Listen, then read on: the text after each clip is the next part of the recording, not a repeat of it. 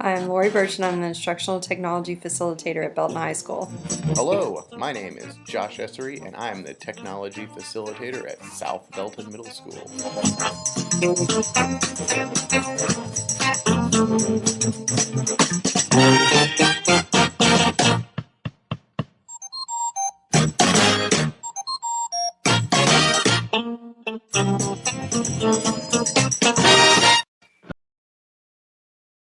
I'm Aaron Sams, and I teach science here at Woodland Park High School.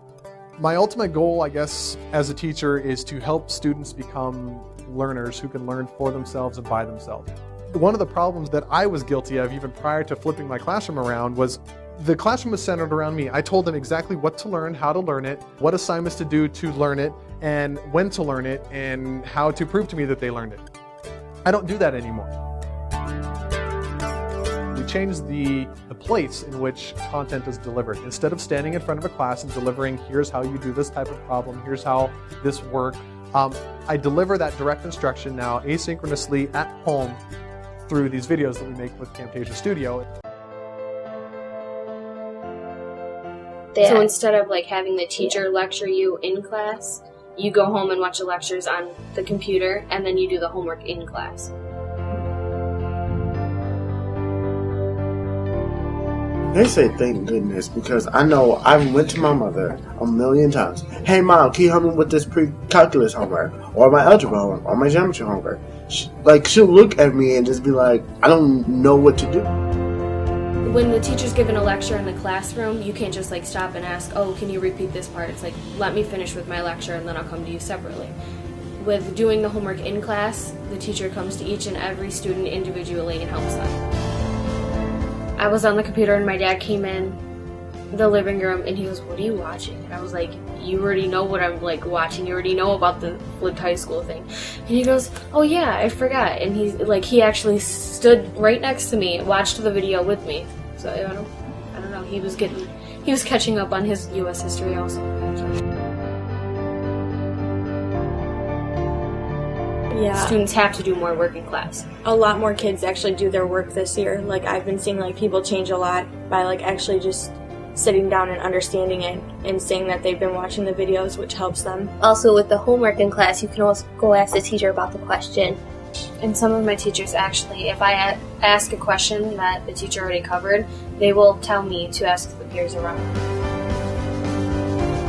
Unless the test scores don't improve. Go up, They don't go down, they don't improve, they don't do anything, it just stays where they are. Yeah, should we throw it out? Would we keep it or would we not? What would you do? What would you want? What do you want? Well, I would keep it we because I should think keep it's it fun. because everybody's feedback on it is like good. Everybody But likes see, it. we don't have that problem though. We are making progress. Exactly. Classroom for the last 3 years, and a lot of my videos are used by other teachers to flip the classroom. And there's a few unsettled things about the flipped classroom. It's been somewhat controversial, and so I wanted to talk to some of those things. First one is the idea of equity. I struggled with that. When I was requiring kids to do things at night, I had to come up with ways to make sure that they all could do that. And so that meant putting it on a flash drive or burning it on a DVD or even giving them a computer so they could use it at home. And if you really flip the classroom, if you really step out of the way and let kids independently move through a mastery system, you better be prepared for a pretty challenging year because not all students are going to want to do that. Not all students are really good at independent learning, and so it's going to be a struggle. And they're not going to blame themselves, they're going to blame the way that you've set up your classroom. And so you got to get ready for a fall that's going to be somewhat challenging. And you have to stick to your guns because it's going to be a long year. I mean, I've taught for 18 years. I was Montana Teacher of the Year, and this year was really a struggle because some students just, it didn't work for them. And they struggled with reading comprehension, they struggle and continue to struggle with independent learning. And so it's not just a panacea that can solve everything. And so I worry that we oversimplify it by just saying you simply have to flip the classroom. I also have kids who say, my teacher just makes me watch your videos and they don't teach. Or teachers who are saying, I'm showing other people's videos, but the kids really don't like it because they want to hear me talk. And so I think it's pretty complex, and that's education. And so the way I like to think about it is that flipping the classroom is just one tool.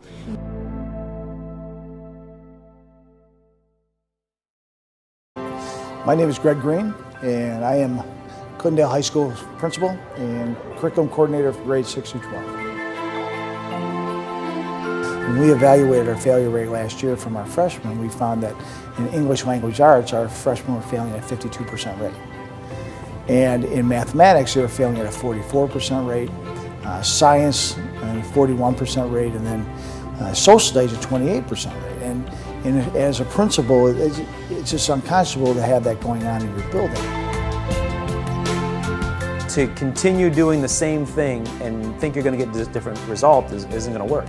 So we sat down and we said we got to try something different. Because we felt like the class time, was probably the most crucial time that we had with students. We decided to flip it and try spending more time working with the students in class and having them get the lecture and the lessons at home. This allows us to get more one-on-one time with them. I'm not speaking to a mass group. By having homework done within class, we quadrupled the time that students and the teachers actually work together in going over and learning the information. My name is Mike Wright. I came here when I was in 8th grade. Coming from Detroit Public Schools, it's real different. Why'd you come from Detroit?